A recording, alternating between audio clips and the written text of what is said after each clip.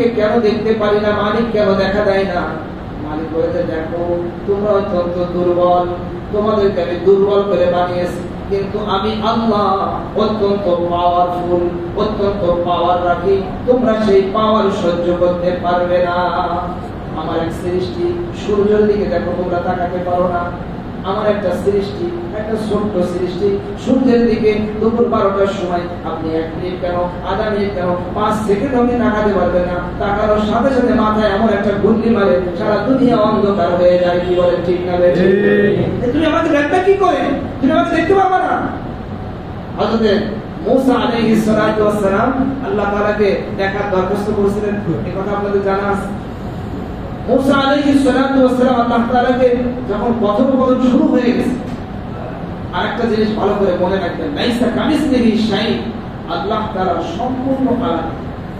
এই মানুষের সঙ্গে, এই সৃষ্টি কায়নাতের সঙ্গে কোনো কিছু দিক থেকে আল্লাহ পাকের কি নাই, মিল নাই, সম্পূর্ণ আলাদা। আল্লাহ তাআলা বলেন, আমি কোনো কিছুর মতো না। আল্লাহ তাআলা কথা বলেন, কিন্তু আমাদের কারোর কথা মতো না। আল্লাহ তাআলা শোনেন, কিন্তু আমাদের শোনার মতো না। আমরা যদি 5 জন একসাথে কথা বলে কিছুই শুনতে পাবো, 5 জন যদি একসাথে কথা বলে কি বলছে আমরা কিছু শুনতে পাবো। আল্লাহ তাআলা সবাই একসঙ্গে কথা বলতেছেন, সবার আলাদা আলাদা কথা আল্লাহ তাআলা শুনতেছেন, এবং তাদের প্রয়োজন আল্লাহ তাআলা সারাক্ষণ পূরণ করে যাচ্ছেন।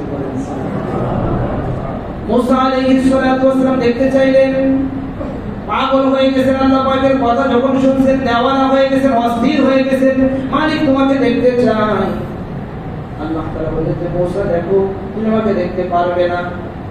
মুসা আলাইহিস সালাতু ওয়াস সালাম নাসর বান্দা, আমি দেখতে চাই, আমি দেখবো।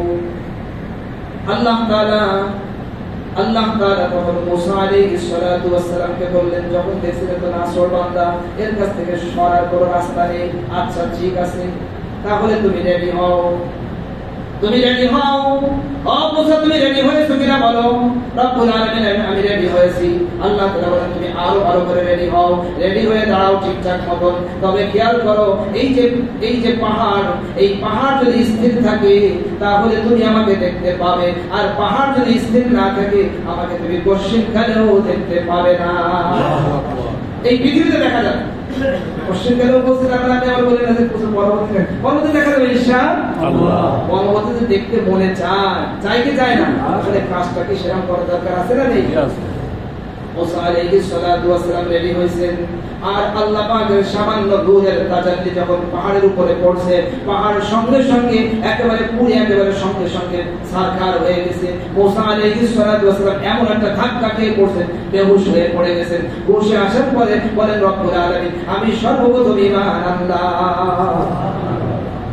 এই জন্য আল্লাহ তাআলা, তাকে তো দেখা যাবে না, আল্লাহ তাআলা বলেন যে দেখো আমাকে তো দেখতে পাবা না।